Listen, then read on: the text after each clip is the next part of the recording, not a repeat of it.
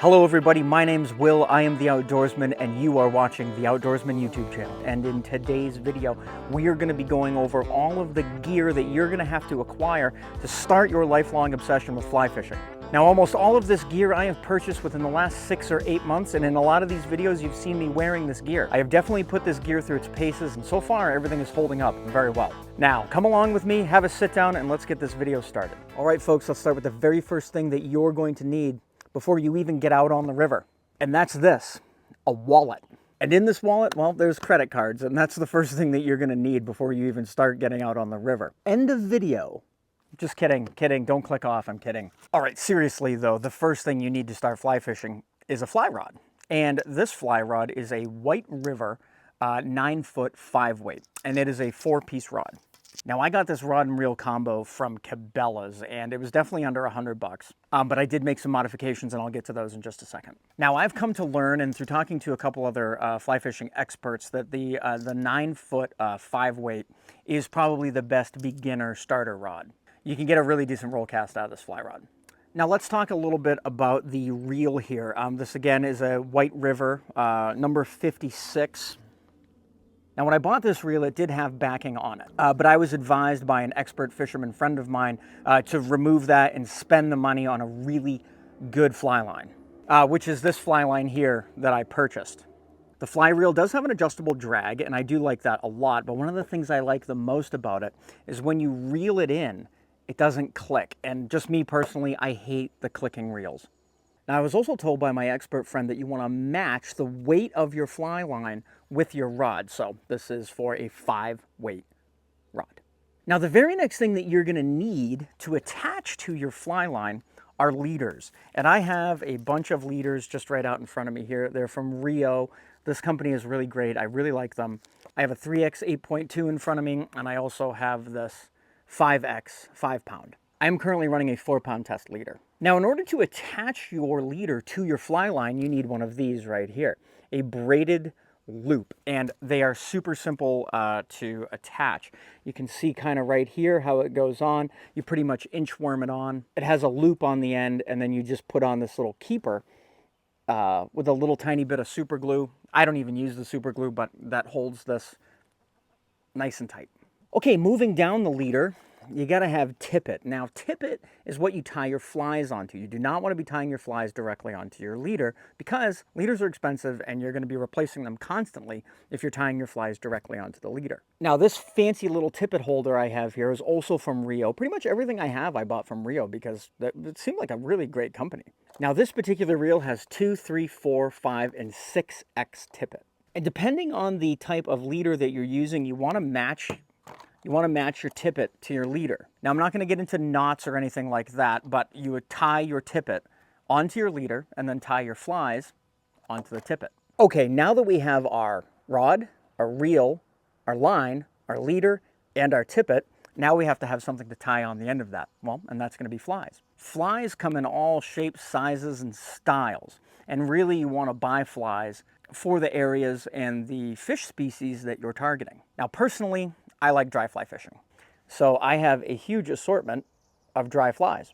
These guys all right here on this side, they're all dry flies. And these over here are either wet flies or nymphs. Now the nymphs, like this little bead head here, they have a little bit of weight to them. So they sink to the bottom and go through the rocks and whatnot and get the trout or whatever fish species you're targeting to bite it. Now this box is all dry flies that I've had since I was a little kid. And yes, ladies and gentlemen, you're going to lose a lot of flies, so buy as many as you can. This little mosquito, for instance, man, does this thing slay the trout where I live. Now on the back side of this fly box, I have some streamers. And these streamers right here were all tied by my fly fishing expert friend. Now we have our rod, our reel, our flies, line, tippet, and just with that setup alone, you can pretty much just head right out to the river. But here's the problem. You're gonna get wet and you don't have anything to carry all of this stuff in. So let's get into that. Now this is my backpack, and you don't necessarily need a backpack.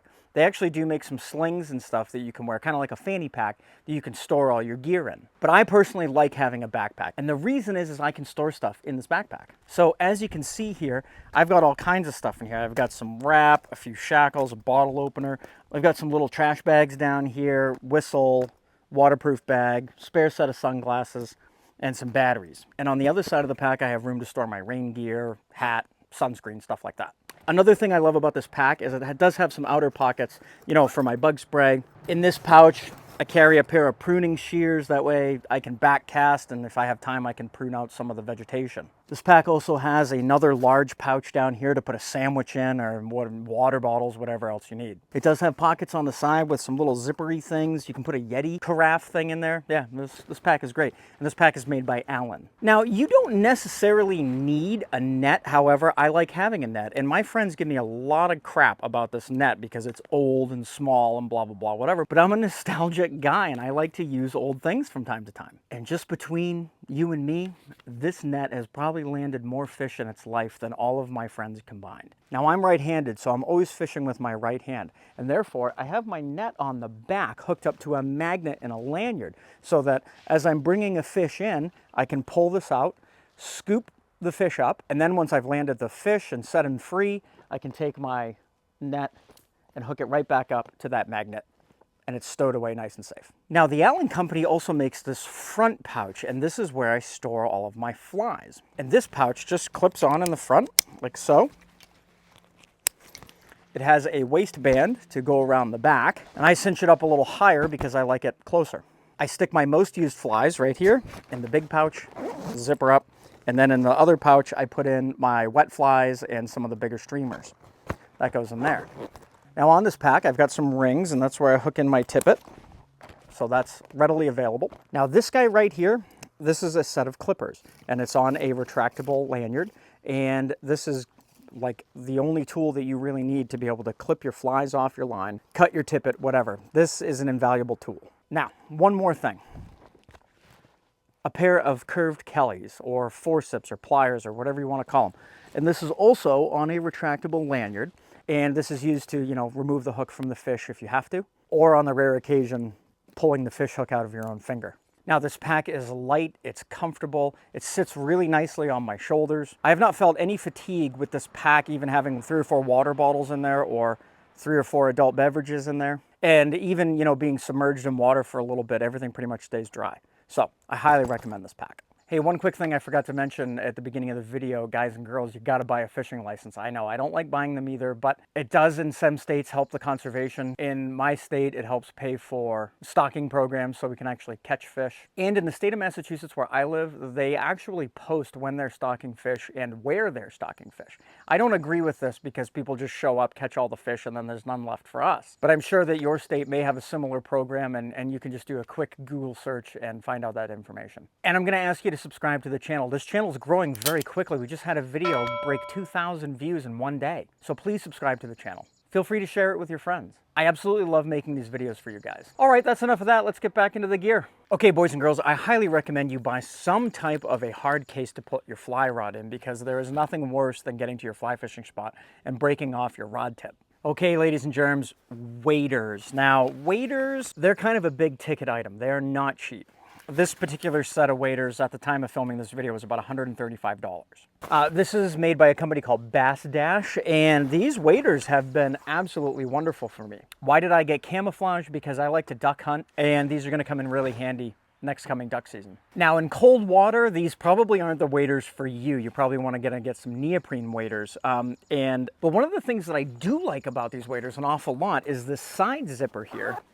Inside is actually a fleece-lined pouch, and it actually is really nice to put your hands in there to warm up a little bit. Now, these waders are booty feet waders, so you have to buy a pair of boots, and we'll get into those boots in just a second. But there are waders out there that you can buy that have boots already attached on them. But for me, they're kind of clunky and hard to stow away in my truck or in a pack, so I prefer buying the boots. Try and buy waders that have another pouch in them, especially like these that are waterproof pouches. Okay, let's talk about the boots. Now, these boots are made by Simms, and Simms is kind of the go-to for fishing products. And if you really want to break the bank, Orvis.